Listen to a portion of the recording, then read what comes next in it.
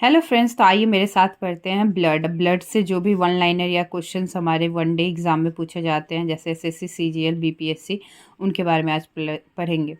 तो ब्लड क्या है? Blood is a mobile and soft connective tissue. The study of blood is known as hematology. In human beings, volume of blood is around 5 to 6 liter. It makes up 6 to 10% of total body weight. जो हमारा body का softest connective tissue होता है वो blood होता है, और इसकी स्टडी को हिमेटोलॉजी बोला जाता है। और हमारे ह्यूमन बींग्स में ब्लड की वॉल्यूम होती है 5 to 6 लीटर, और ये 6 से 10% हमारे टोटल बॉडी वेट का बनता है। The blood makes up the cheap transport system in the body. Blood is salty in taste and it is heavier than water. Viscosity of blood is 4.7. pH of blood is 7.3 to 7.4, that is slightly alkaline. Blood हमारे body का chief transport system होता है। ये थोड़ा सा खारा होता है टेस्ट में, और वाटर से पानी से हैवी होता है। इसकी विस्कोसिटी 4.7 है, और पीएच इसकी 7.3 to 7.4 है, जो कि स्लाइटली अल्कलाइन है। pH of blood is maintained by balancing the ratio of sodium bicarbonate and carbonic acid in blood. Buffer of blood is sodium bicarbonate. Oxygenated blood is shining red in color, whereas deoxygenated blood is pink purple in color. जो oxygenated blood होता है वो थोड़ा shiny red होता है, जबकि deoxygenated blood जो होता है वो पिंक और पर्पल कलर में होता है।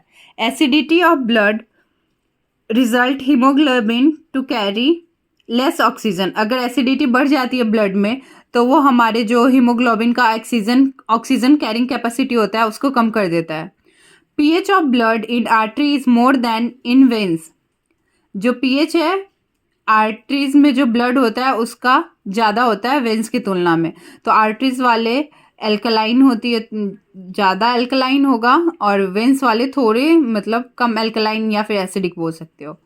People living at higher altitude usually have more blood compare to those living at lower altitude. जो लोग हायर एल्टीट्यूड में रहते हैं उनके ब्लड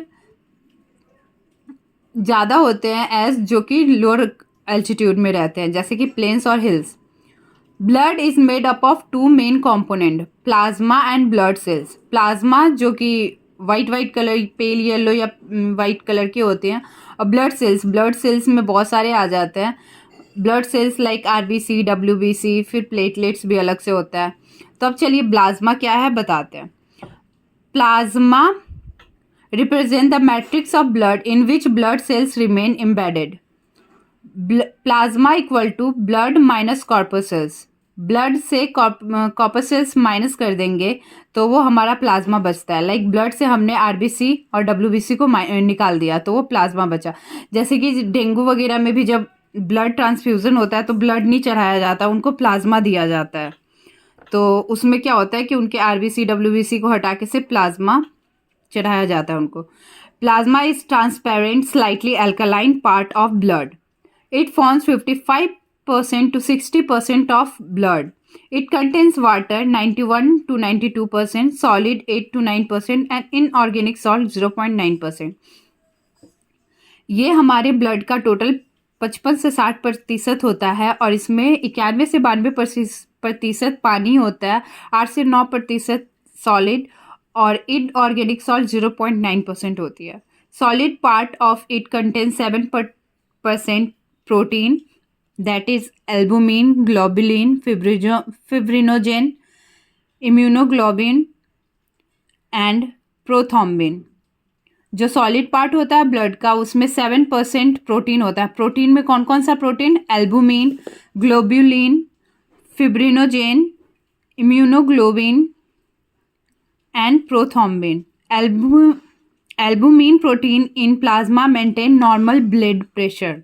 जो हमारा नॉर्मल बीपी होता है वो एल्बुमिन प्रोटीन होता है वो मेंटेन करता है। Similarly immunoglobulins of blood plasma act as antibodies and help in body defence. जो इम्यूनोग्लोबिन होता है वो हमारे ब्लड प्लाज्मा का एंटीबॉडी की तरह काम करता है और हमारे बॉडी डिफेंस में हेल्प करता है। इम्यून सिस्टम से ही आप समझ सकते हो defence mechanism. Function of blood plasma, blood plasma के क्या क्या फंक्शन है? Retention of fluid in blood, removal of excretory substances, disposal of CO2, transport of oxygen, distribution of hormones and distribution of vitamins, regulation of water balance. It contains antibodies to help resist of infection. Blood plasma का क्या क्या काम है? तो ये हमारे body blood में fluid के रिटेंशन के लिए होता है, एक्सक्रीटरी जो भी सब्सटेंसेस है उसके रिमूवल के लिए होता है, disposal of carbon dioxide, oxygen के ट्रांसपोर्ट के लिए, डिस्ट्रीब्यूशन जो हार्मोन का होता है और विटामिन्स का होता है उसके डिस्ट्रीब्यूशन में काम करता है, regulation of water balance, water balance को रेगुलेट करके रखता है।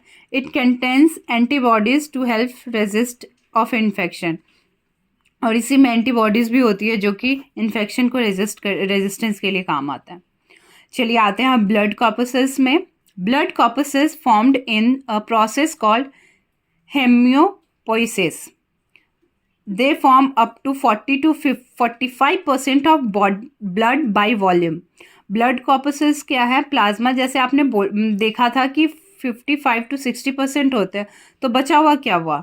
हमने बोला था ना blood equal to plasma plus blood corpuscles. तो अगर प्लाज्मा हमारा 60% है, 55 to 60%, तो बचा हुआ ब्लड कॉर्पसेल्स है जो कि 40 to 45% है। तो blood corpuscles formed in a process called homeopoiesis. They form up to 40 to 45% of blood by volume. They are mainly of 4 types. 4 तरह के होते हैं। क्या क्या? RBC, WBCs, platelets and spindle cells. RBC is red blood cell, WBC is white blood cells, and platelets and spindle cells. RBC is red blood corpuscles. RBCs are known as erythrocytes. RBCs of vertebrates are nucleated, whereas those of mammals are non-nucleated except camel. जो कि vertebrates होते हैं उनके RBC में nucleus present होता है, पर mammals का आरबीसी में न्यूक्लियस प्रेजेंट नहीं होता है, एक्सेप्ट कैमल। कैमल एक्सेप्शन है इसमें, कैमल के आरबीसी में न्यूक्लियस होती है।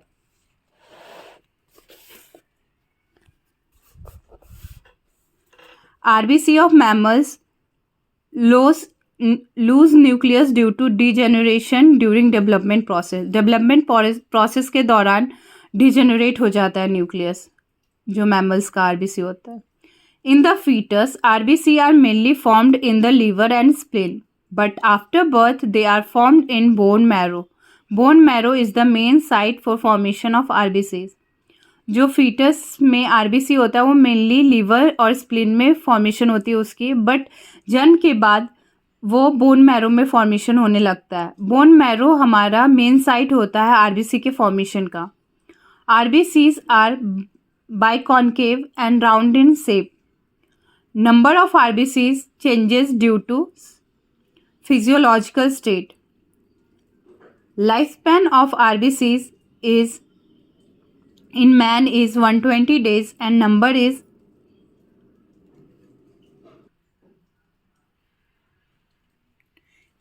lifespan of RBC in man is 120 days and number is 50 lakh cubic millimeter. In frog and rabbit, their lifespan is 150 to 70 days respectively. Like frog का 100 days होता है और जो rabbit का होता है उसका 50 to 70 days होता है. Number of RBC is counted by hematocytometer. Excess of RBC is known as polycythemia. Alone, RBC is yellow in color, but it appears red in cluster. Excess RBCs are stored in spleen, thus it is known as blood bank. Liver is called as the graveyard of RBCs. When blood is mixed with distilled water or hypotonic solution, the RBC increase in volume and burst. This is known as hemolysis or hemolysis. RBC possesses hemoglobin due to which they appear red in color. Hemoglobin also act as vasculatory respiratory pigment. RBC जो होता है वो red colour का होता है और haemoglobin के presence के कारण वो रेड कलर का होता है और हेमोग्लोबिन को वास्कुलरी रेस्पिरेटरी पिगमेंट कहा जाता है उसकी ऑक्सीजन कैरिंग कैपेसिटी के कारण. In male 15 to 16 gram, female 13 to 14 gram, and in child 16.5 gram of hemoglobin is present in 100 ml of blood. एक 100 ml के ब्लड में पुरुष में 15 से 16 ग्राम, महिलाओं में 13 से 14 ग्राम और बच्चों में 16 ग्राम हीमोग्लोबिन पाया जाता है. Function of RBC. अब जानते हैं आरबीसी के फंक्शंस क्या हैं. Hemoglobin of RBCs radially combine with oxygen to form oxyhemoglobin. जो हीमोग्लोबिन होता है आरबीसी का वो कंबाइन करता है ऑक्सीजन के साथ ऑक्सीहीमोग्लोबिन बनाने के लिए. In the tissues oxyhaemoglobin radially gives up it oxygen, thus blood transport oxygen to tissue by means of RBCs. RBC maintain pH of the blood. RBCs also transport carbon dioxide. अब बातें हैं WBC पे. White blood corpses. These are also called as leukocytes. These are larger than RBC and devoid of hemoglobin, so they are colorless. White blood corpuscles को leucocyte भी बोला जाता है और उनमें आरबीसी से वो बड़े होते हैं और उनमें हीमोग्लोबिन नहीं होता है, इसलिए वो कलरलेस होते हैं. न्यूक्लियस प्रेजेंट होता है इन ऑल डब्ल्यूबीसीज. जितने भी वाइट ब्लड कॉर्पसेल्स हैं सब में न्यूक्लियस पाए जाते हैं. In human blood 8,000 to 9,000 cubic millimeter WBCs are present. The ratio of RBC by WBC is 600:1. जो रेशियो है हमारा रेड ब्लड कॉर्पसेल्स और वाइट ब्लड कॉर्पसेल्स का वो 600:1 है. WBCs plays an important role in defense system, hence called soldier of the body. जो सफ़ेद रक्त कोशिकाएं हैं वो डिफेंस सिस्टम में बहुत अच्छा काम करती है, इसलिए उन्हें सोल्जर भी कहा जाता है हमारे शरीर का. The increase in number of WBCs is called leukaemia. जो ज़्यादा नंबर में WBC बढ़ जाती हैं तो उसी को ल्यूकेमिया कहा जाता है, जो कि कैंसर का भी एक रूप है. कैंसर क्या है? Abnormal growth of any cells, और वही होता है यहाँ पे. एबनॉर्मल ग्रोथ मतलब ज़्यादा बढ़ जाता है, नंबर में इंक्रीज हो जाता है सफ़ेद रक्त कोशिका है तो वो ल्यूकेमिया कहलाता है, जो कि ब्लड कैंसर होता है. Abnormally low level of WBC is called leukopenia. वही अगर लो नंबर हुआ, कम हो गई WBC, तो उसको ल्यूकोपेनिया बोला जाता है. The movement of WBCs to the site of injury is called as diapedesis. The movement of WBCs to the site of injury is called as diapedesis. The lifespan of WBCs in human is approximate 10 to 13 days. जो WBC का life span होता है वो 10 से 13 दिन का होता है ह्यूमन में, जबकि वहाँ हमने देखा था 120 दिन का होता है. Blood groups. अब चलते हैं ब्लड ग्रुप के ऊपर. जो कार्ल लैंडस्टीनियर हैं, ऑस्ट्रेलियन पैथोलॉजिस्ट हैं, is known as the father of blood groups. उन्हें फादर ऑफ ब्लड ग्रुप भी कहा जाता है. और हम जानते हैं कि हमारे शरीर में 4 तरह के ब्लड ग्रुप हैं. There are 4 types of blood groups. क्या क्या हैं? A, B, AB and O. A होते हैं, B होते हैं, AB एंड O होता है. जो हमारा A, B and O groups are discovered by Landsteiner in 1900, while AB was discovered by De Castillo and Turelli in 1902. Blundell discovered the technique of blood transfusion in 1825। जो technique होता है blood transfusion का, उसे Blundell ने discover किया था 1825 में। It is based upon the presence और एब्सेंस ऑफ स्पेसिफिक एंटीजेंस। ये जो ब्लड ट्रांसफ्यूजन का टेक्निक है वो हमारे एक एंटीजन के प्रेजेंस और एब्सेंस पे डिपेंड करता है।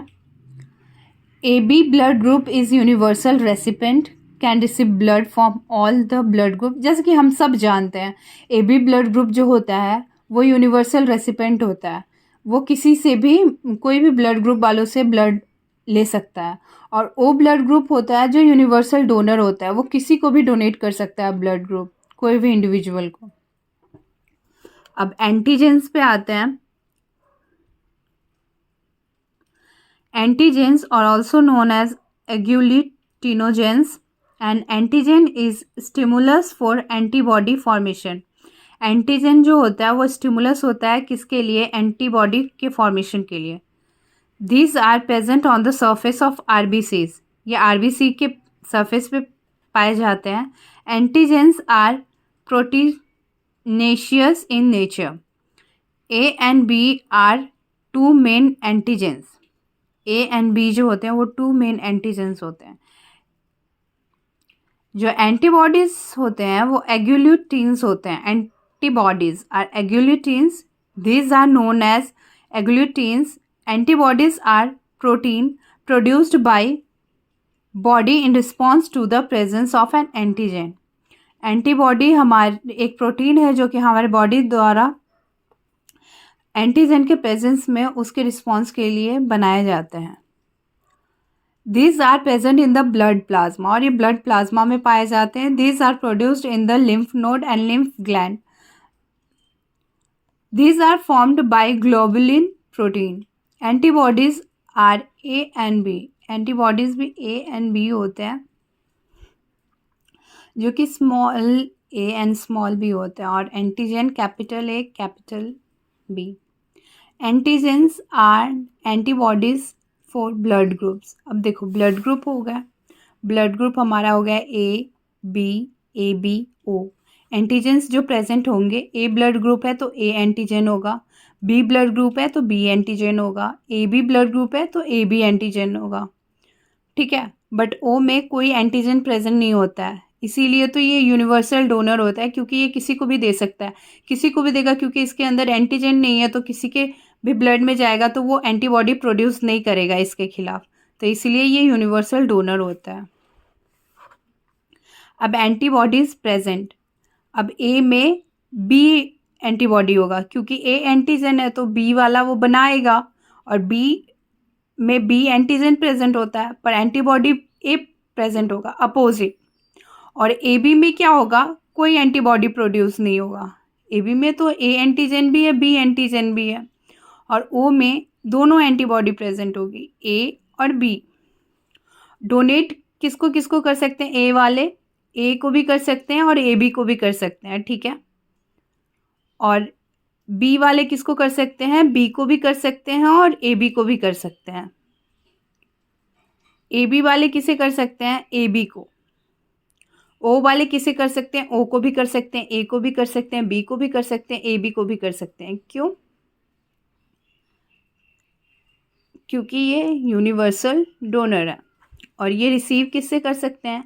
तो ए वाले ओ से कर ही सकते हैं रिसीव, और ए से भी कर सकते हैं। ओ तो सबको दे सकता है ना, तो ए वाले तो ओ से भी ले सकते हैं और ए से भी ले सकते हैं, और फिर बी वाले बी से भी ले सकते हैं, ओ से भी ले सकते हैं, और ए बी वाले ओ से भी ले सकते हैं, ए से भी ले सकते हैं, बी से भी ले सकते हैं, ए बी से भी ले सकते हैं। मतलब ये चारों ब्लड ग्रुप से ले सकते हैं, इसलिए इन्हें यूनिवर्सल रेसिपेंट कहा जाता है।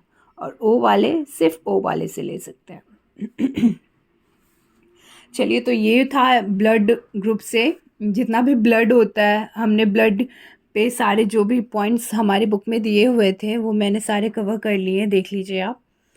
तो बने रहिएगा, आगे जुड़े रहिएगा आगे के टॉपिक्स के लिए। साथ में अगर पढ़ना अच्छा लग रहा हो तो सब्सक्राइब कर दीजिए, मेरे साथ आप लोग का भी रिवीजन होते रहेगा। Thank you so much. Like share and subscribe. Take care.